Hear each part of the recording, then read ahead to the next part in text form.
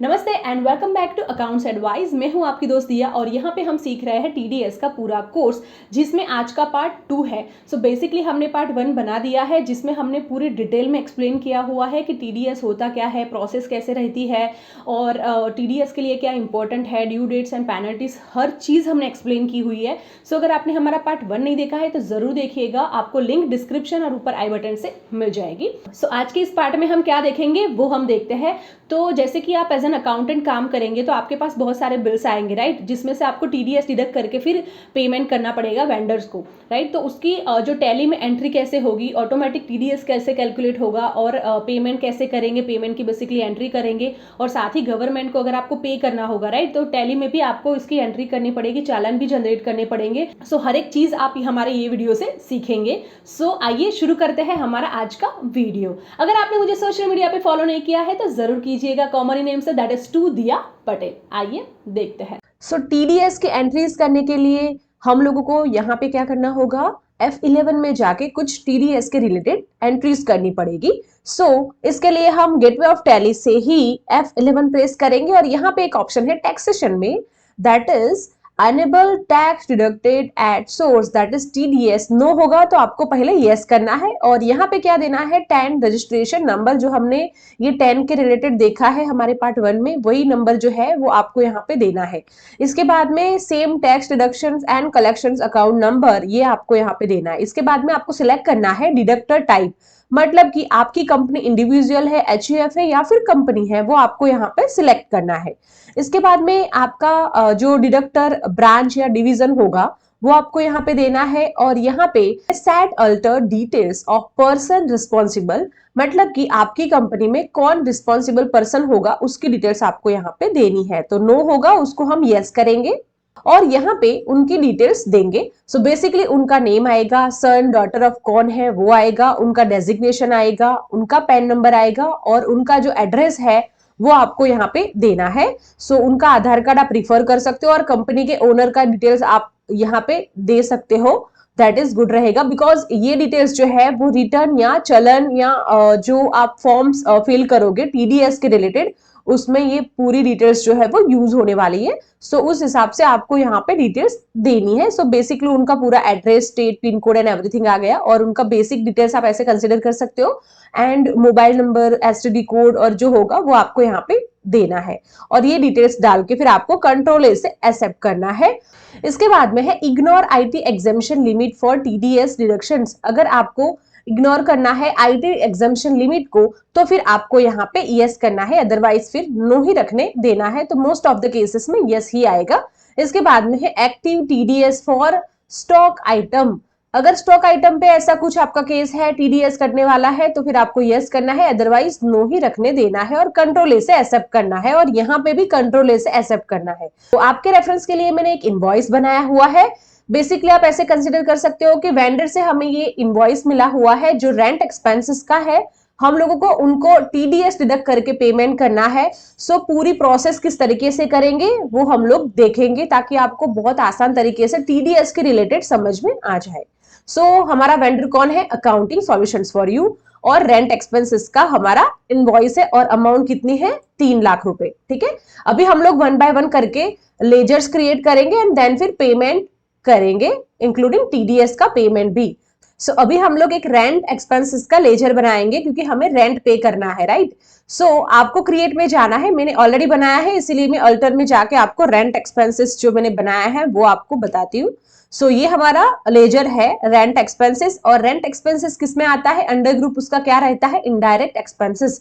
अभी ये जो ग्रुप रहते हैं ना अंडर ग्रुप, वो बहुत ही इंपॉर्टेंट है, इसके बेस पे पूरा अकाउंटिंग होता है। तो अगर आपको ये नहीं पता है तो टेलीग्राम ग्रुप से इसकी नोट्स आप डाउनलोड कर सकते हो। इसके बाद में यहाँ पे है टाइप ऑफ लेजर, यहाँ पे आपको कुछ भी करने की जरूरत नहीं है, आप डायरेक्टली यहाँ पे आ जाइए, that is set alter other statutory details. No होगा तो आपको यस करना है।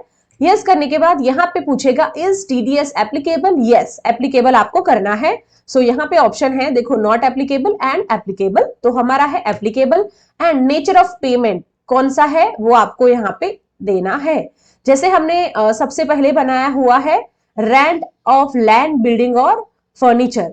बेसिकली मैंने ये वाला बनाया हुआ है ग्रुप। तो क्या होगा ना, जब भी हम लोग टीडीएस के एंट्री करते होंगे फॉर रेंट ऑफ लैंड की, तो हमारा ये अंडर ग्रुप हम सिलेक्ट कर सकते हैं ताकि हमारा जो टीडीएस वगैरह होगा वो ऑटोमेटिक कैलकुलेट होगा, और साथ ही साथ में जब हम रिटर्न फाइल करेंगे तब भी हम लोगों को ऑटोमेटिक सिलेक्शंस में आएगा। तो यहाँ पे आप क्रिएट कर सकते हो, यहाँ पे क्रिएट पे जाके, और मैंने बनाया हुआ है इसकी वजह से मैं आपको दिखाती हूँ, जिसके लिए कंट्रोल एंटर करना होता है। और यहाँ पे देखिए, यहाँ पे होता है सेक्शन 194I। सो बेसिकली आपको क्या करना होता है, जैसे कि मैंने ये ग्रुप बनाया हुआ है, तो मैं आपको एक रेफरेंस के लिए बताती हूँ कि हमें कैसे क्रिएट करना होता है। जैसे कि हमने क्रिएट पे गए, ठीक है, क्रिएट पे जाने के बाद यहाँ पे आप मैन्युअली भी टाइप कर सकते हो, और यहाँ पे एक बढ़िया वाला ऑप्शन है, that is alt H helper में।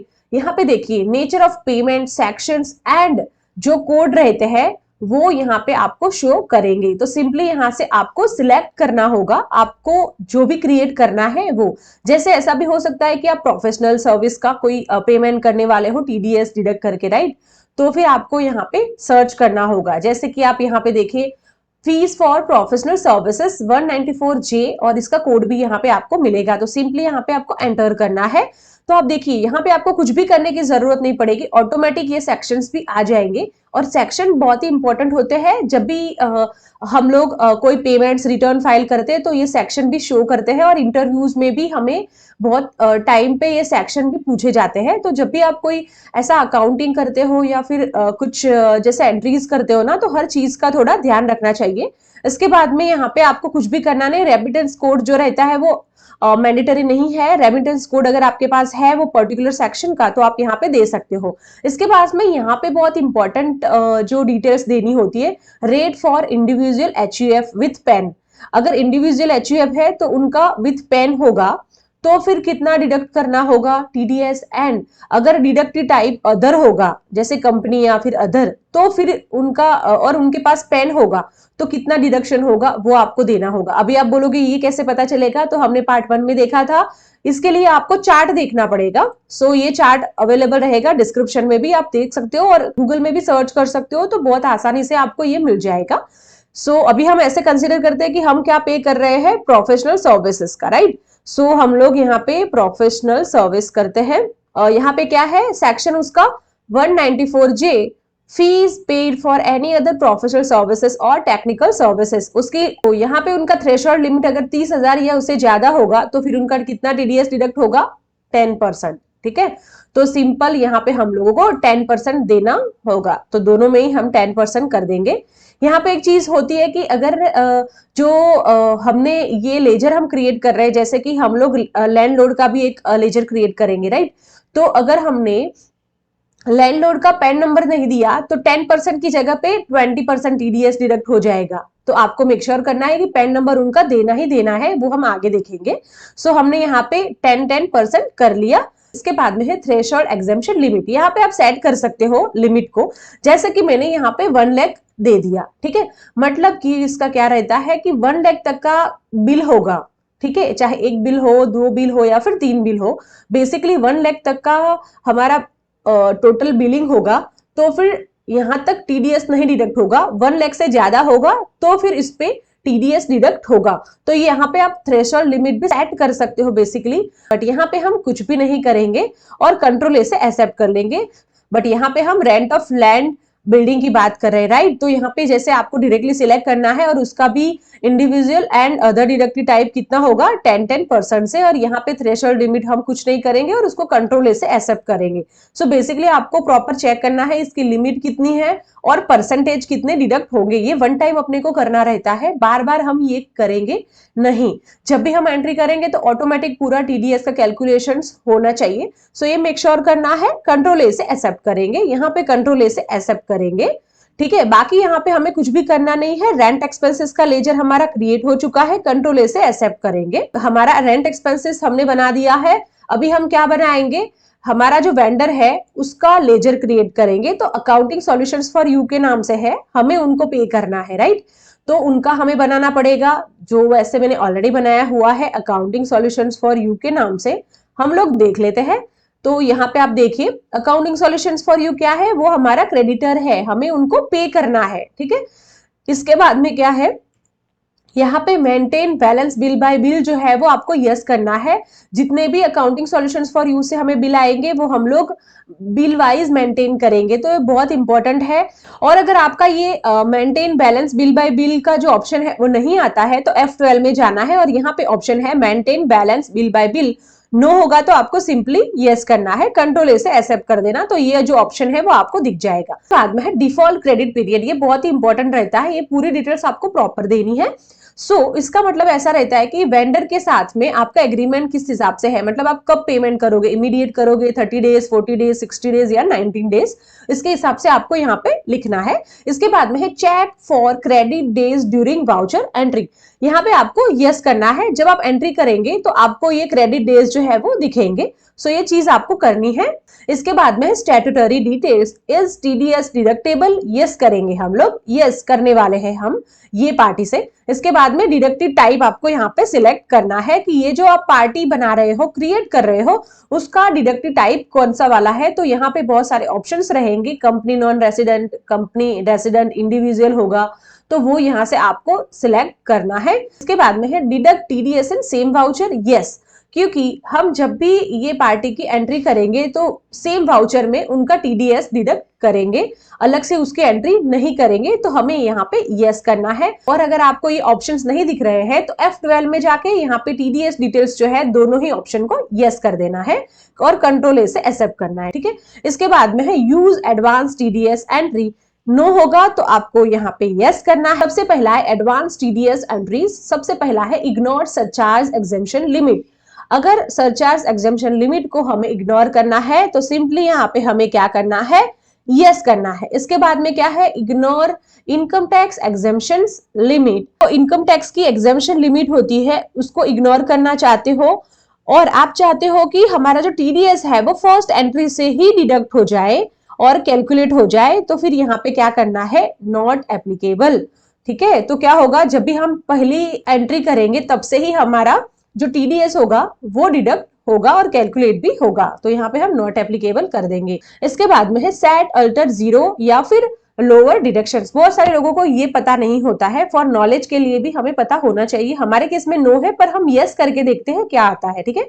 यहाँ पे होता है जैसे कि हम लोग करेंगे rent of land and building, ठीक है। इसका मतलब ऐसा रहता है कि ये जो पार्टी है अकाउंटिंग सॉल्यूशंस फॉर यू, उसके पास से आपको लोअर डिडक्शन का या फिर जीरो रेट टीडीएस डिडक्शन का या फिर डबल टैक्सेशन का कोई सर्टिफिकेट मिला हुआ है तो फिर यहाँ पे आपको उनको देना है। तो जैसे कि रेंट का जो टीडीएस है वो कितना परसेंट डिडक्ट होता है, 10%, पर उन्होंने स्पेसिफिक गवर्नमेंट से सर्टिफिकेट लिया हुआ है और ऐसा कोई केस है तो फिर यहाँ पे आपको उनकी जो डिटेल्स है वो देनी होती है। जैसे कि हमारी पार्टी है, ऐसा समझते हैं कि लोअर डिडक्शंस के लिए उन्होंने सर्टिफिकेट दिया हुआ है, तो यहाँ पे हम लोग 197 सिलेक्ट करेंगे। यहाँ पे सर्टिफिकेट का नंबर जो होगा वो यहाँ पे हम देंगे। मेक श्योर करना है कि आपको जो वेंडर होगा उनसे ये सर्टिफिकेट लेना है ताकि प्रॉपर डिटेल्स आप अपडेट कर सको। इसके बाद में यहाँ पे जैसे कि मैंने लिख दिया 1 2 3 4 5 6 एंड यहाँ पे एप्लीकेबल कब से है और कब तक है वो डेट यहाँ पे आपको देनी है। जैसे कि मैंने 1/4/23 से लिखा है, 31/3 लिखा मैंने, मतलब पूरे ईयर तक का ये उनके पास सर्टिफिकेट है। और टीडीएस कितना डिडक्ट होने वाला है तो बोले 2% से, वैसे 10% था बट उनके पास ये सर्टिफिकेट है इसीलिए हम लोग कितना डिडक्ट करने वाले हैं, 2%, ठीक है। और भी आप कैटेगरीज को यहाँ पे ऐड कर सकते हो। इस हिसाब से आपको करना है। और जीरो रेट से होगा तो भी आपको जीरो रेट सिलेक्ट करना है या फिर डबल टैक्सेशन होगा तो भी आप इस तरीके से सिलेक्ट करके ये पूरी डिटेल्स को ऐड कर सकते हो। तो क्या होगा, 2% से ये जो पार्टी है उसका टीडीएस जो है वो डिडक्ट होगा ऑटोमेटिक। इस हिसाब से आपको यहाँ पे ये डिटेल्स ऐड करनी है। वैसे हमारा ये केस नहीं है पर मैं आपको समझा रही हूँ। यहाँ पे हम लोग नो करेंगे सिंपली और फिर यहाँ पे बाकी की जो हमारे वेंडर के रिलेटेड एड्रेस और डिटेल्स रहती है वो हम लोग दे देंगे। तो ये पिन कोड और बाकी की जो डिटेल्स है वो आपको देनी है। और टीडीएस के लिए जैसे जीएसटी के लिए जीएसटी नंबर मैंडेटरी होता है वैसे ही टीडीएस के लिए पैन नंबर इज मैंडेटरी। यहाँ पे आपको उनका पैन नंबर देना है। और इसके बाद में प्रोवाइड पैन डिटेल्स, नो होगा तो आपको यहाँ पे यस करना है। यहाँ पे अगर आप यस करेंगे तो यहाँ पे पैन स्टेटस दिखेगा अवेलेबल और यहाँ नेम ऑन पैन, तो यहाँ पे वो पार्टी का नेम ऑन पैन होगा वो देना होगा। तो इसके लिए क्या होगा, जैसे कि आप मान लो कि यहाँ पे आपके पास जो अभी के लिए पेन अवेलेबल नहीं होगा, बट यहाँ पे अवेलेबल आप कर देंगे तो आपकी एंट्री से टीडीएस डिडक्ट हो जाएगा। अगर आपने यहाँ पे नहीं भी दिया होगा तब भी, अगर आप ये सेटिंग करोगे तो, मतलब प्रोवाइड पेन डिटेल्स में जाके यहाँ पे अवेलेबल करेंगे और यहाँ पे नेम ऑन पेन कर देंगे तो टीडीएस कैलकुलेट जरूर हो जाएगा। बट ऐसी प्रैक्टिस है वो आपको फॉलो नहीं करनी है। जब भी आप कोई लेजर क्रिएट करते हो तो आपको मेक श्योर करना है कि पेन, जीएसटी, उनका जो भी एप्लीकेबल होगा वो तब भी आपको पूरा एड्रेस के साथ ये प्रॉपर अपडेट करना है। अदरवाइज बाद में जीएसटी भी कैलकुलेट नहीं होता और टीडीएस भी कैलकुलेट नहीं होता, अगर ऐसा जीएसटी का केस होगा तब भी। ठीक है, इसके बाद में आपको यहाँ पे जैसे हमने ये कर दिया है कंट्रोल ए से एक्सेप्ट, इसके बाद में यहाँ पे जीएसटी वगैरह के लिए अभी के लिए हम लोग नहीं करेंगे, बिकॉज ये जीएसटी के रिलेटेड हमने पूरी सीरीज बनाई है, कोर्स बनाया हुआ है जिसमें पूरी डिटेल्स में एक्सप्लेन किया है एंड आपको वो डिस्क्रिप्शन से उसकी लिंक मिल जाएगी, आप देख सकते हो, सीख सकते हो। तो अभी हम लोग यहाँ पे कुछ भी नहीं करेंगे और यहाँ पे कंट्रोल ए से सिंपली एक्सेप्ट कर देंगे। ठीक है, सो हमारा लेजर क्रिएट हो गया है, एक है रेंट एक्सपेंसेस एंड एक हो गया हमारा वेंडर का। अभी एक और लेजर बनेगा, कौन सा वाला, हम टीडीएस भी डिडक्ट करने वाले हैं, राइट। सो हम एक और लेजर बनाएंगे, that is TDS on rent. ठीक है, तो हम लोग बना देंगे टीडीएस ऑन रेंट, मैंने ऑलरेडी बनाया हुआ है, आपको क्रिएट करना है टीडीएस ऑन रेंट। सो अभी यहाँ पे आप एक लेजर भी क्रिएट कर सकते हो और मल्टीपल लेजर भी क्रिएट कर सकते हो फॉर टीडीएस। बट एक चीज का ध्यान रखना, आप जब भी टीडीएस ऑन रेंट करते हो, टीडीएस ऑन प्रोफेशनल सर्विस, ऐसे अलग अलग बनाएंगे तो आपको ज्यादा क्लियरिटी आएगी। सो आप इस तरीके से भी बना सकते हो। सो यहाँ पे हम टीडीएस ऑन रेंट कर देंगे। अभी टीडीएस ऑन रेंट क्या होगा, हमारा ड्यूटी एंड टैक्सेस में आएगा, राइट, क्योंकि हम जो टीडीएस डिडक्ट करने वाले हैं वो हमें गवर्नमेंट को पे भी करना है, राइट। तो वो हमारा क्या हो गया, ड्यूटी एंड टैक्सेस, और टीडीएस हमारा वन टाइप ऑफ टैक्स है, राइट। सो ये हमारा हो गया अंडर ग्रुप। इसके बाद में यहाँ पे हम लोग क्या करेंगे, टीडीएस सिलेक्ट करेंगे। जैसे हम जीएसटी का कुछ बनाते हैं तो हम जीएसटी सिलेक्ट करते हैं, राइट। सिमिलरली टीडीएस करेंगे। नेचर ऑफ पेमेंट हमने ऑलरेडी क्रिएट किया है, तो लुक यहाँ पे ऑटोमेटिक आ गया है, बट यहाँ पे क्रिएट करने का भी ऑप्शन आता है। अगर आपने नहीं बनाया हुआ तो यहाँ पे आप क्रिएट करके भी, जैसे हमने रेंट ऑफ लैंड बिल्डिंग बनाया हुआ है, सिमिलरली यहाँ पे क्रिएट के ऑप्शन में जाके भी बना सकते हो। इसके बाद में बाकी की यहाँ पे कोई चीजें ऐड नहीं करनी है, सिंपल कंट्रोल ए से एक्सेप्ट करना है। सो हमने अभी पूरे लेजर्स क्रिएट कर दिए हैं। अभी हम करते हैं एंट्री, जो हमें इनवॉइस मिला है ये वाला। ठीक है, तो इसके बेस पे हम लोग एंट्री करते हैं। अगर आप कोई अकाउंटेंट की जॉब करते होंगे तो आपको इस हिसाब से बिल्स आएंगे जिसके आपको एंट्री करनी होगी विथ टीडीएस डिडक्शंस, और टीडीएस डिडक्ट करके फिर आपको पेमेंट करना होगा। ठीक है, तो हमारा इनवॉइस नंबर क्या है, 2356, और डेट है 31 अगस्त, और 3 लाख का हमारा इनवॉइस है फॉर रेंट एक्सपेंसेस।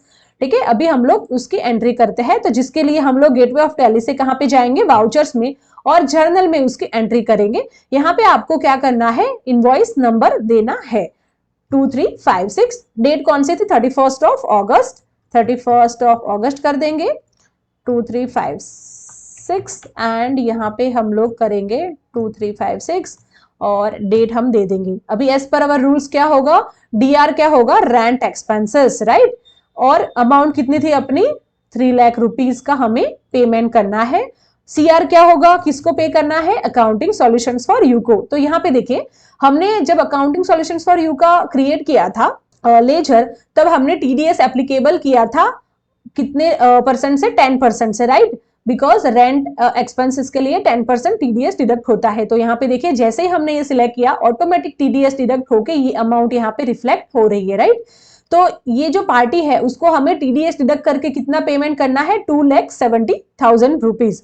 अभी हम एंटर करेंगे, न्यू रेफरेंस लेंगे बिकॉज ये नया इनवॉइस है। ठीक है, इसके बाद में यहाँ पे ऑटोमेटिक पूरी डिटेल्स आ जाएगी, 30 डेज का उनका क्रेडिट पीरियड है। यहाँ पे हम एंटर करेंगे और न्यू रेफरेंस लेंगे। यहाँ पे देखिए, सो यहाँ पे टीडीएस जो है वो ऑटोमेटिक कैलकुलेट हुआ है, 3 लाख का 10% 30,000 रुपीज होते हैं, राइट। हम लोग एंटर करेंगे और यहाँ पे देखिए टीडीएस ऑन रेंट है वो ऑटोमेटिक आ गया है। ठीक है, तो 30,000 ऑटोमेटिक टीडीएस ऑन रेंट आ गया है।